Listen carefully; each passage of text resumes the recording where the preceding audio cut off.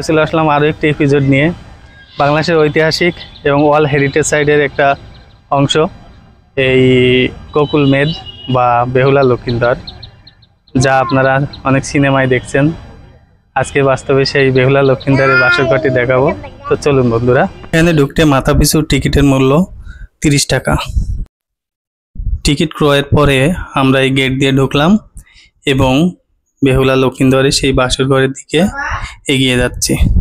এবার জেনে নেওয়া যাক এর কিছুটা ইতিহাস এবং বগুড়া শহর থেকে কত কিলোমিটার দূরে তা জেনে নেওয়া যাক। বেহুলা লক্ষিন্দরের বাসরঘরটি বগুড়া জেলার গোকুল গ্রামে অবস্থিত। এটি একটি ঐতিহাসিক স্থান। এটি স্থানীয়ভাবে গোকুল মেদ নামেও পরিচিত এবং বেহুলার বাসরঘর হিসেবে বিখ্যাত। এটি বগুড়া শহর থেকে প্রায় 10 কিলোমিটার উত্তরে এবং মহাস্থানগড় থেকে 2 কিলোমিটার দক্ষিণে অবস্থিত। বেহুলা লক্ষিন্দরের কিংবদন্তি অনুসারে এই স্থানটি ছিল বেহুলা ও লক্ষিন্দরের বাসরঘর।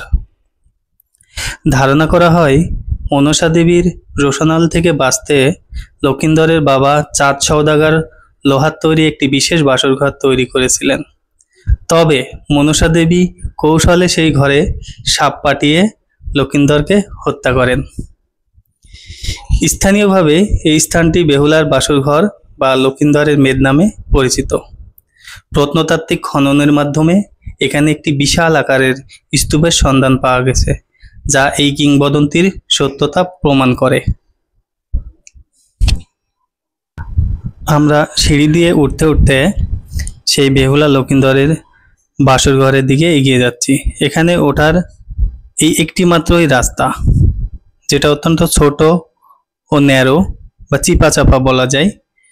তো সেখান থেকে আমরা উঠতেছি খুব সাবধানে, একটু পিচ্ছিল, বৃষ্টি হলে আরো পিচ্ছিল হয়।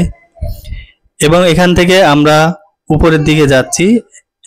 এই মেদের বা এই স্থাপনার একদম উপরে সেই বাসরঘরটি অবস্থিত এবং সাইডে যে ঘাস মতো দেখা যাচ্ছে ছোট ছোট ঘরগুলি, ওইগুলো বিভিন্ন প্রজা কিংবা সৈন্য সামন্তদের ঘর ছিল। উপর থেকে দেখতে জায়গাটা অনেক ভালোই লাগে এবং এটাই হলো প্রবেশ পথ, যেখান থেকে আমরা প্রবেশ করেছি টিকিট কেটে। এবং আশেপাশে সুন্দর ফুলের বাগান ও পরিষ্কার পরিচ্ছন্ন পরিবেশ, অনেকটাই ভালো লাগবে। তাছাড়া মূল আকর্ষণ হচ্ছে এখানকার যে হচ্ছে সেই বাসরঘরটি, সেই বাসরঘরটি আরেকটু গেলেই দেখা যাবে। এখান থেকে নিচের পরিবেশ অত্যন্ত সবুজ সুন্দর। সামনে 2টি তাল গাছ ছিল, তাল গাছ দুটিও অনেক তাল ধরেছিল, সুন্দর সুন্দর তাল, পাকা পাকা তাল। আর এর এরিয়া প্রাচীর দিয়ে ঘেরা। এই সেই তালগুলি জুম করে দেখাচ্ছি, মনে হয় দেখতে পাচ্ছেন। তো এর আশেপাশে প্রাকৃতিক পরিবেশ অত্যন্ত সুন্দর এবং পরিষ্কার পরিচ্ছন্ন। বাংলাদেশ প্রত্নতত্ত্ব বিভাগ, বাংলাদেশ সরকার এটিকে সুন্দরভাবে সংরক্ষণ করে রেখেছেন। তো এবার হাঁটতে হাঁটতে দেখা যাক সেই বাসরঘরটি কিভাবে দেখব, সেদিকেই যাওয়া যাক।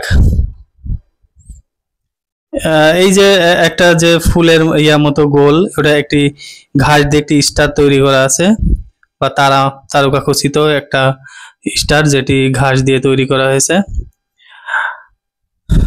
তো আমরা এগিয়ে যাই, আর একটু উপরে উঠি। এইবার দেখানোর পালা সেই বাসরঘরটি। এই সেই বাসরঘরটি এখন দেখলে অনেকটা গর্তের মতো মনে হয়, কিন্তু আসলে এই জায়গায় সেই বাসরঘরটি ছিল এবং এখন এটা পরিত্যক্ত। অনেকেই এর ভিতরে নামার চেষ্টা করছে, কিন্তু ওখানকার যারা দায়িত্বে আছেন তারা নামতে দিচ্ছেন না। তারপরেও কিছু কিছু ছেলেপেলে তাদেরকে গার্ডকে ফাঁকি দিয়ে নেমে যাচ্ছে। আসলে এটা রক্ষা করার দায়িত্ব আমাদেরই। তো সব মিলে আশেপাশের পরিবেশটা অনেক সুন্দর ছিল এবং রৌদ্রোজ্জ্বল একটি আবহাওয়া দিন ছিল। আসলে বগুড়া আসলে মহাস্থানগড় সহ এইসব প্রত্নতত্ত্ব স্থানগুলো ঘুরে দেখা যায়, একদিনেই সবগুলো কভার করা যায় মোটামুটি।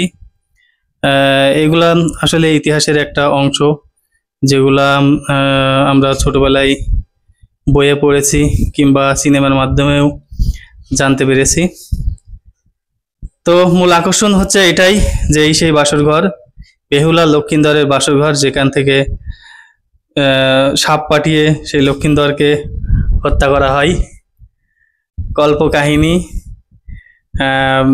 বা কোনো সত্য কাহিনী হতেও পারে। তো সব মিলায় অনেক ভালো লাগলো। সবাই অনেক অনেক ভালো থাকবেন।